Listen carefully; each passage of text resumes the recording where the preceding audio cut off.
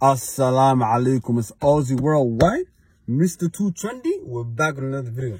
Today I'm going to react to a Somali girl right here at BBC News. Her name is Mariam. She's from Garowe. She says that she overdosed on drugs. I don't know, she took a udba on Madowo. And it just like, she overdosed and it ruined her life. So we're going to watch what she's going to say. Everybody subscribe, Sar. Wallahi dad badan share great like Sar. More reactions coming soon. kadib waxa igu xigay inaa waa saxaran waay laakiin wax cunaayo la kacdooshayda si bararayso kadib xanuun zaid ah dareemay qofka ku dhaw wareeraya waa la laboonaya calooshayda fiiriyo wixii dhahay inaa uu leeyahay hadana uu ma lahayn magaca waxa ku noolaa Garowe Soomaaliya Garowe Soomaaliya okay amphetamine and dexamethasone. Oh my goodness, wallahi has a dangerous, huh? What the man I saw, yo, that's just illegal, yeah? Crazy. Social media ana dhamaan lagu wada faanayo in wacyiilo waxa daawooyinkaas jirkayga wax iskaga bedelaan wacyiilo bulshada aan ku dhex noolnahay dhamaanteed wallahi brainwash cayilka ka shidan tahay cayil gabadha caatada waa qof cudur qabto xanuunsan wallahi qabr caata huda waastan tahay cudur ahaan camal maadaama qalin jabinta xafladeyda inaan dadka aan la qalin jabinay aan ka dhex muuqan oo aan la oran gabadhaas insecurities wallahi, yeah? It's insecurity. That's why Somali girls are like this. Stop caring what other people think from, yeah?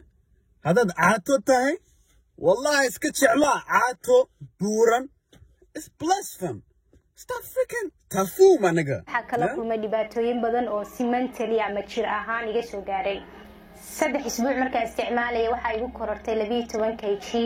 kadib waxa dareemay inuu soo culays diiqad harina dareemayo kooda hore waxa uu dareemay wuxuu ahaa calooshii barartay markaa uu la yaabay xanuunkayga markii marka hore wuxuu baaray saxaradayda markii la baaray waxa laga helay xanuun deegaankiina aad ugu yaraa markaa waxa la geliyay tuubooyin calooshayda in la soo dhaqo inta kaliya calooshayda dareemay walbahaar stress badan la dareemay lugahayga inaa qaadi waayo sidoo kale waxa dareemay mar walba anuu iska soconay inaa wareero la laba dareemo wallahi asmastan marin hadana dhakhtarkeeda u tagin oo amaanay dawooyinka aan iska ilaalin aanay joojin waxa ku dhacaya horta lafaheeda ayuu horta waxyeelay dawooyinkan vitamin D qofku waxa ku dhacaya vitamin D ga ayaa ka yaraanaya marka lafahii baa jilcaya hadaanay dawooyinkan joojin hadana waxay dareemayaan wallahi iska ilaali difaaciisa ayaa hoos u dhici lahaa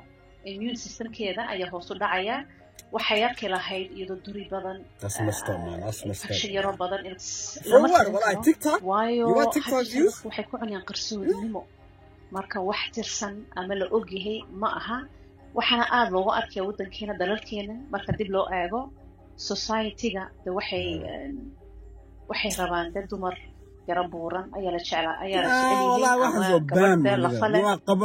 la gabar caato arkaya gabar caato wallahi skinny nice looking body healthy haday guurdoon tahay oo kale waxay isleedahay hablaha yara buuran bal jecelihiin iska dhig wallahi waska baan waxaas yeah don't believe that shit yeah dexamethasone that's what you guys are taking from that's messed up wixii aan dareemay aan kala kulmay waxaan dareemaa mar walba dareen aad u daran waayo anigoo caafimaad qaba ayaa waxa dareemay xanuunkaas oo aniga igu kalifay inuu depression ay fuulo stress inuu fuulo mar walba marka arko xaaladaas